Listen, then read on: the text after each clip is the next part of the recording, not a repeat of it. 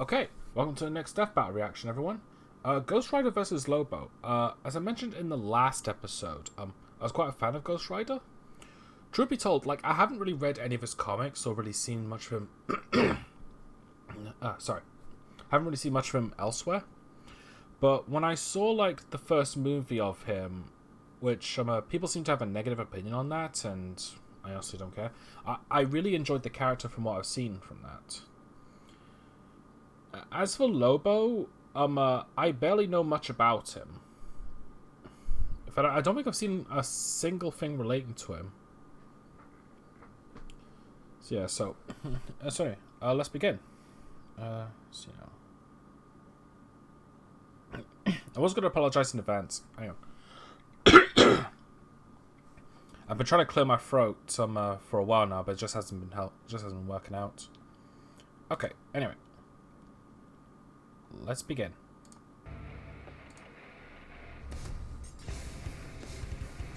Whether it be justice, vengeance, or the thrill of the kill, bounty hunting isn't for the faint of heart. Especially when your usual targets are superheroes. The Ghost Rider, Marvel's relentless spirit of vengeance. And Lobo, the space-hogging main man of DC Comics. He's Wiz and I'm Boomstick. And it's our job to analyze their weapons, armor, and skills to find out who would win a death battle.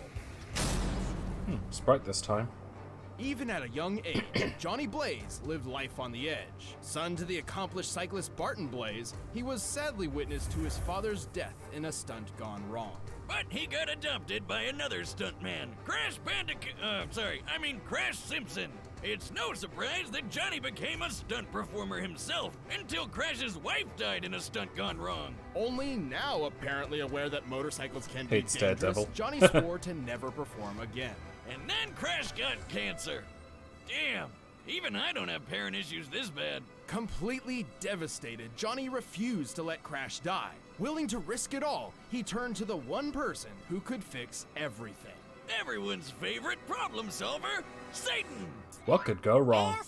This was Mephistopheles, one of the many lords of hell who happened to have a special interest in Johnny's family line.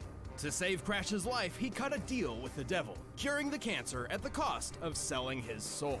The deal succeeded, and Crash was healed, but then he died in, well, a stunt gone wrong. I mean, Who he's saw a that coming? stuntman whose name is Crash. Should have seen it coming. And after all that, Johnny got stuck with being Mephisto's bitch for eternity. Mephisto even sandwiched him together with a demonic spirit of vengeance named Zarathos. Zarathos, ask your doctor if it's right for you, or your exorcist. Long ago, Zarathos was a powerful demon who threatened Mephisto's realm. Eventually, Mephisto defeated him, forcing him into eternal servitude. And with their power combined, Johnny and Zarathos roamed the world, punishing the wicked as the embodiment of a death metal album cover, The Ghost Rider. Ah! Oh god, that's terrifying! Well, sure, his visage instills fear unto many. What? No, Ghost Rider looks awesome! I'm talking about Nick Cage.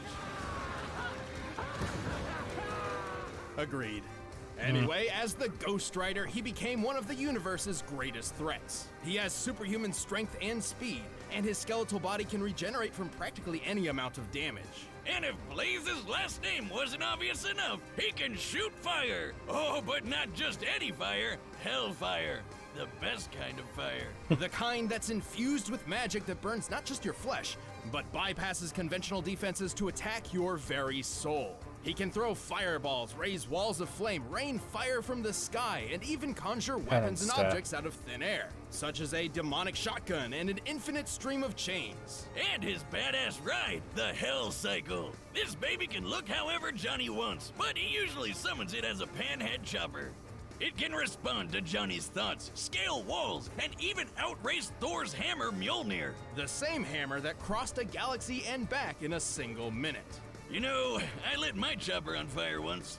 I didn't know you had a motorcycle. Well, yeah, until the fire. Uh-oh. Rest in peace, Roadhog. At least you went out in a blaze of glory, like Bon Jovi said. But while his hellfire and chains are vicious weapons in their own right, they're often used to ensnare the Ghost Rider's victims as he goes in for a truly diabolical kill. Or should I say, a penance. The penance stare is basically Hell's timeout corner of pain. Ghost Rider isn't angry, he's just disappointed, and he wants you to think about what you've done, and it to hurt. A lot. Under the penance stare, the Ghost Rider forces you to relive all the pain and misery you've inflicted on others throughout your entire life. No indiscretion, no matter how minor, is safe from the Ghost Rider's gaze. So that time I put ground laxatives in my 4th grade math teacher's coffee and gave her the shits, does that mean the stare would give my soul the shits too?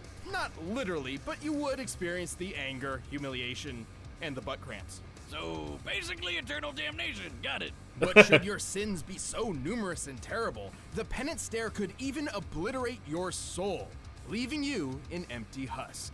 The stare doesn't work on everybody, though. You might survive if you're blind, don't have a soul, draw power from pain, or if you're a weirdo like Thanos who gets off on that shit. Still, Ghost Rider's grab bag of hell powers let him tear up some of the biggest assholes in the world, and even some of the good guys like Hulk, Thor, and Doctor Strange.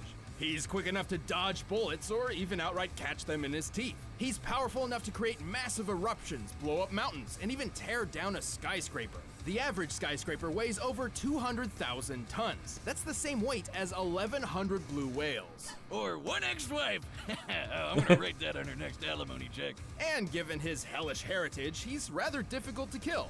Bullets, poison, fire, he's survived it all. Even a beatdown from World War Hulk just got him even more pissed and extra flamey. Not just that. Remember Zarathos? Johnny Blaze isn't simply a host for the demon, but a limiter for his full power. Throughout his life as the writer, Johnny has constantly battled Zarathos in the mind, barely holding on to some semblance of sanity.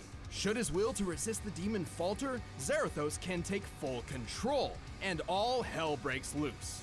Not literally, but pretty close. Oh, and plot twist, Zarathos was never actually a demon at all, but an angel of justice. Fire skull head and everything. When he's unleashed, he becomes so powerful, even Doctor Strange wets his robes. And this is the guy who pops supernovas like Pez. While Zarathos was bonded to another host, they even managed to defeat Mephisto in his own realm. For reference, Mephisto once battled Galactus, devourer of worlds. Stars detonated, galaxies trembled, and the entire universe was at risk, simply as a byproduct of their battle. And if Zarathos wasn't terrifying enough, he likes to eat souls. Of course, the Ghost Rider isn't invincible. Johnny is technically vulnerable as an ordinary human being. Even while transformed, the Rider can be killed via holy weaponry. But Johnny's doing alright, sitting pretty on Mephisto's throne.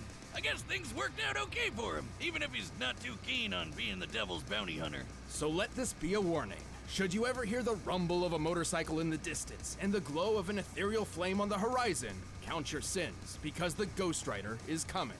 And may God have mercy on your soul. Sorry, all out of mercy.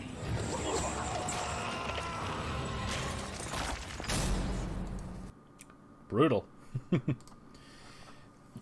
Yeah, most of these I kind of expected from him when I was, most of these, for goodness sake, I can't really talk today, can I?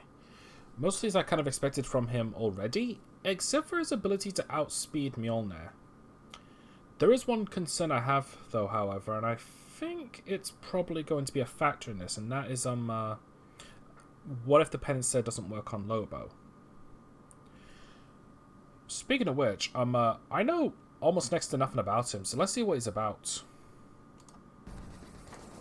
Let's turn the clocks back to a distant era of sin and debauchery. The 1990s. Inspired by the financial success of Watchmen and The Dark Knight Returns, comic writers started churning out grim and gritty superheroes by the dozen, like Cable, Azrael, and Overkill. Yeah, they were badass looking at first, but I mean, what's even happening here? It got so absurd that someone needed to knock these roided out monstrosities down a peg. The world needed a hero. No, a parody. Enter the planet Zarnia, once the brightest beacon of peace and happiness in the universe, until its inhabitants were annihilated by a biological catastrophe, leaving only one survivor, the last son of Zarnia, Lobo. The one that killed all the rest of them. A guy whose name literally translates in Sarnian to "he who devours your entrails and thoroughly enjoys it." What? Awesome! Why wasn't I named that? Lobo is so unimaginably evil that his birth caused the midwife who delivered him to go insane. The first Zarnian to do so in 10,000 years. Some even think that Zarnia was so perfect and good, the universe made Lobo to balance things out. Hey, didn't you say the same thing about me when we first met, Wiz? That I did. Simply put, Lobo was unique and desired to be even more so. Thus, he ensured he was the only Zarnian alive in the universe. I fragged the rest of the planet for my high school science project. Gave myself an A. Yeah, he's definitely insanely awesome! Lobo left the desecrated corpse of his former home to become a bounty hunter, probably because it's the only profession that legally allows him to murder. Don't worry, he'll murder you illegally too. Lobo doesn't discriminate. He even has a special gender-neutral insult in the name of What's my in this next animation? motorcycle, Bastich. My bike! Dragon bastard! Anyway, Lobo's bagged some pretty crazy bounties across the universe, including Santa Claus, 2 near-omnipotent dwarf gods, and even things that don't exist, apparently. And Lobo's Zarnian physiology is just as absurd to match. He possesses godlike strength, speed, and invulnerability, so much so that he can tear through hordes of superheroes like nothing. Should he somehow suffer damage, he also has an impressive healing factor. He's like if Superman and Deadpool had a baby, which is a lot more terrifying when I say it out loud. Did somebody say Deadpool? No, go away! Nice. He's gone. Whoa. Wow, I didn't think you had it in you. Oh, honey, that's not true. Haven't you heard? No one's ever really gone. See you later. I swear to God I'll kill him someday. So, you had the replacement plan on that TV, right? Back on topic, Lobo can regenerate from a single drop of blood, and each one he sheds will actually grow into a completely new Lobo. No, I'm not making that up. No wonder there wasn't any war on Zarnia. Nobody can kill these friggin' Bestiches. It helps that he's also a super genius who knows well over 17,000 languages. He can perform complex physics equations in his head quickly enough to catch the Flash, and can build planet-destroying weaponry out of garbage. His brain is no joke. He can resist mind control because he's too ornery, and he's got so much willpower he can literally walk through Green Lantern constructs. You know, those things powered by willpower? And befitting his occupation, Lobo is a master sharpshooter, tracker, and can, by his own admission, deduce the weak points in any opponent. Like how my shotgun leg jams if booze gets in it. I would have gone with your crippling alcoholism, but sure, that too. Lobo may be a powerhouse on his own, but he also comes equipped with guns, knives, swords, grenades, and a bomb that he sent back in time which accidentally killed the dinosaurs. Whoops. His favorite is his enormous hooked chain. But when his job takes him across the universe, he hops on his Space Hog, a customized Spazfrag 666, which has automatic machine guns, responds to his whistle, can fly fast enough to escape black holes, and blasts "Born to be Wild." Wait. How can he sing in the vacuum of space? Oh, that's where you're drawing the line? Not the time he, say, pulled the alien entity Solaris out of the sky, which is as heavy as a star, despite lacking leverage? I like how he even admits that didn't make any sense. Using a small to medium-sized star like our own sun as a reference, Solaris should weigh nearly 2 octillion tons, over 300,000 times heavier than Earth. So, pretty tough to bench press. But how about the time he was fighting some rabbits and then he got so face-meltingly angry that he just straight up ate a city, all at once? Disclaimer, don't eat away your feelings.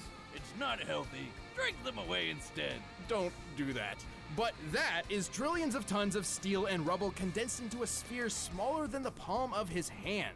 By my calculations, that compressed ball should be over 20 times denser than a neutron star. Oh God, imagine that coming out. This unimaginable strength lets him brawl with the likes of Superman. But that's barely scratching the surface. Name anybody in DC Comics and it's likely Lobo's kicked their ass. He can even punch ghosts! Sounds like the only thing that can kill this guy is an act of God. Not even that. After rampaging through heaven and hell, tearing through armies of angels, demons, and what have you, Lobo's bloodlust on a literally biblical scale got him banned from the afterlife. As in, death was told that Lobo's soul was not to be collected. So he just can't die now? Not in the traditional sense. He's had his head disintegrated, been reduced to a skeleton, even been turned into a spirit that just kept on fighting until he got his body back. The only thing that has ever really held the big lug back is his weirdly consistent integrity. Namely, he'll always keep his word no matter what. Seems pretty weird for a cosmic madman, but he also loves dolphins and will literally go to hell and back to protect them, so who even knows anymore? He's not without his failures, though. His greatest of which was perhaps something entirely out of his control. His reboot. What the hell is that scrawny, emo, Edward Cullen-ass looking dork? That's New 52 Lobo, a serious, tortured, modern interpretation. Everything that Lobo was meant to be a parody of. Thankfully, someone at DC developed a sense of irony and literally shelved this loser. The real Lobo returned better than ever and got back to doing what he does best. Kicking ass across the universe. He's not just some two-bit alien villain. He's the main man, and the whole universe knows it. See? Someone's paid me a heap of cash for your carcass, and the main man always delivers.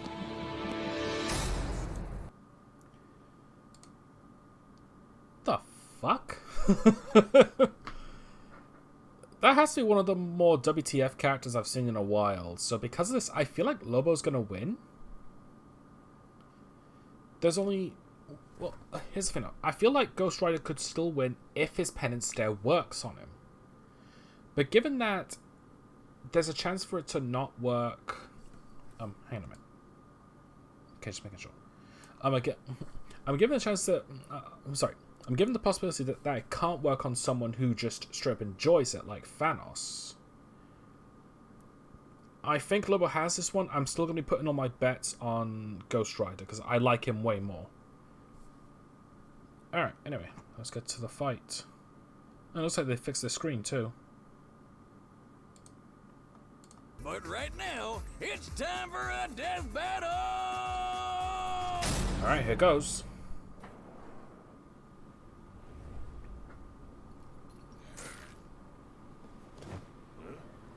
What the frag?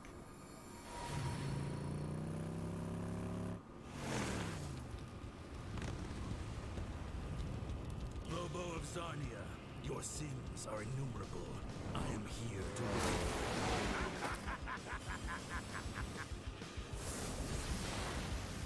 Yeah, Lobo's kind of a dick.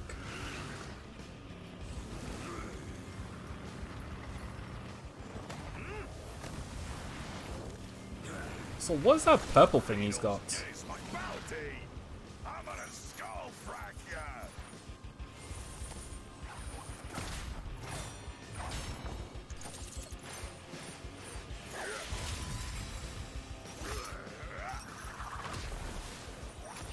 You one ugly freak.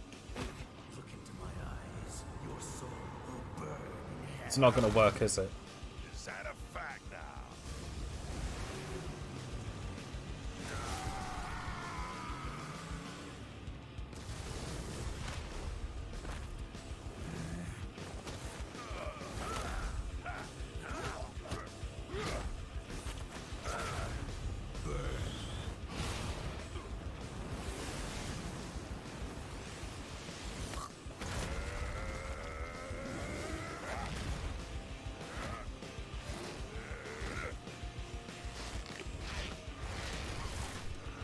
Bottoms up!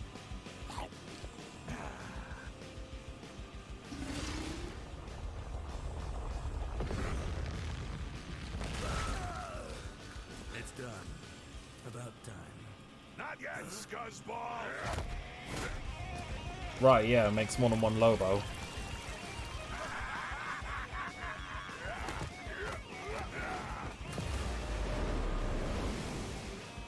You will all die screaming!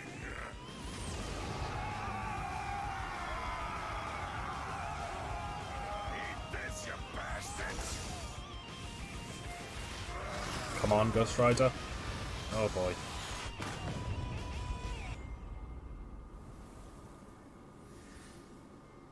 Holy fraggaroli.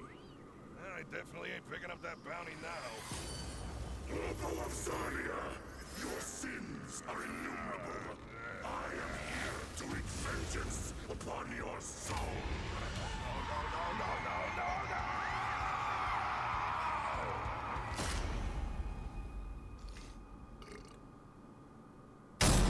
Yes! Damn, that was toasty. Wonder what Ghost Lobo tastes like. Being so absurdly powerful, Lobo definitely held a massive physical advantage against the Ghost Rider. Yeah, that was obvious. Skullhead took down a skyscraper while Lobo dragged around a frickin' sun. But Ghost Rider survived some pretty incredible things. Almost as incredible as these new shirts from store.roosterteeth.com. Ah! Time and place, Boomstick. Come on, we gotta eat. Even World War Hulk couldn't finish him off, and Lobo didn't typically carry any holy weapons, which meant he really did not have a good way of killing the Ghost Rider. Yeah, but who needs holy weapons when you're strong enough to crush a whole city? Couldn't he just overpower Johnny? A good question. However, do you recall how powerful Zarathos was? Zarathos was an equal threat to Mephisto, whose battles tore apart the universe. Once the Ghost Rider released his true power, Lobo's physical advantages hardly mattered anymore. But hey, the main man was super smart and probably could have figured out Johnny's weaknesses. But how is he gonna escape to find a holy weapon somewhere when the Hell Cycle outraced Mjolnir? Which once crossed the Milky Way and back in under a minute, a feat more than 100 billion times faster than light. More than capable of keeping up with the Space Hog. They were both as unkillable as you can get. But since Lobo was banned from the afterlife, how could he ever lose? This is where the fine print matters. Death was banned from reaping Lobo's soul, but that doesn't mean the soul itself could not be destroyed. This is where our research surprised us the most. It turns out the Ghost Rider had 3 different methods of specifically targeting Lobo's soul. His Hellfire could hurt the soul directly, and since it ignores normal defenses, Lobo couldn't really stop it. With trillions of murders on Lobo's hands, the Penance Stare could wield extraordinary power against him. And while Lobo had a high pain tolerance, he did not enjoy fatalistic agony and unending torture so much that he'd survive all of that at once. Even if he did, Zarathos could just gobble up his soul for a quick snack. The end. Easy as that. Lobo was undeniably a difficult opponent to take on, but the Ghost Rider's cosmic might, unholy invulnerability, and soul-rending powers gave him the perfect tools to take out the main man. That poor bastard didn't stand a ghost of a chance. Sorry, I knew that was a Lobo. The winner is Ghost Rider. Nice, I'm glad for that result. Thanks for watching this episode. If you want the battle music for yourself, you can get it by clicking Who's the link next? down below. Also, if you like animated content, check out the new Rooster Teeth animation channel. Just click that box right over there. Got some great stuff.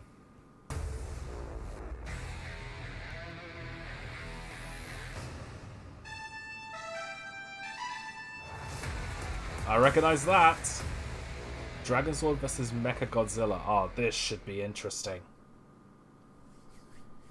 Yeah. I'm definitely going to enjoy that one. I've always liked big mech fights. In fact, Megazord vs. Ultron was one of my absolute favorites. Sorry, Voltron. I think I said Moltron. Anyway, that was a really good episode. A pretty good choreography. The close-ups when you were doing the pixelated character-drawn stuff rather than the sprites did look a little off, but it was definitely more passable than others. And sorry. It really felt good to for goodness sake, I can't talk anymore, can I? It's always a good feeling when a character you want to win does. I did honestly think Lobo was going to win, but yeah, there were some things I didn't think about, and I thought the Penance still wasn't going to work. Either way, something else actually before we get going. Concerning stream schedules, I might as well say it here since these get the most views, so this will likely get the most attention. Usually I stream between 2 and 5 p.m. UK time. That's going to be changing from 8 p.m. to 11 p.m. Because I kind of realized that my old streaming schedule was not the best. In fact, it was during school and work hours, which was probably why I wasn't getting anyone to watch them. So hopefully the much later schedule will help with that. But that also leads to a bit of a problem. Because the death battle reactions, here's the thing. Right now, it's about 20 past 7. Almost half 7. And Might not be able to have time to do the reactions and stream at the same time, given other schedules outside of it. But we'll see what happens. I'll try to work something out. But either way, thank you all for watching, and I'll see you next time for Mechagodzilla vs. Dragonzord. This should be fun.